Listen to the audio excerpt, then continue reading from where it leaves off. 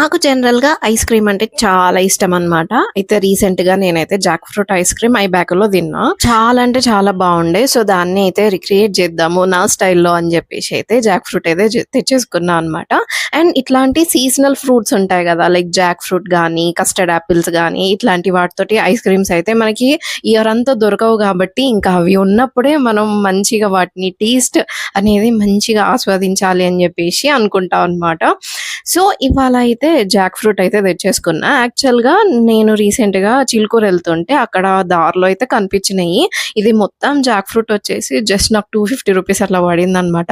బయటైతే just ఒక 10-15 Jack fruit పీసెస్‌కి అయితే almost 200 అట్లా తీసేసుకుంటున్నారు. సో, ఇది మంచి డీల్ అని అనుకోనైతే ఇది తెచ్చేసుకున్నా. బట్ దాన్ని కొయ్యడం అయితే ఒక పెద్ద యుద్ధంలానే అనిపించింది అనుకోవచ్చు. ఈవెన్ దో అంత పెద్ద నైఫ్ ఉన్నా గానీ చాలా సేపయితే పట్టింది. ఆల్మోస్ట్ 30-35 పీసెస్ అయితే వచ్చేసినాయి. ఐస్ క్రీమ్ రెసిపీ నెక్స్ట్ షార్ట్‌లో. Okay bye.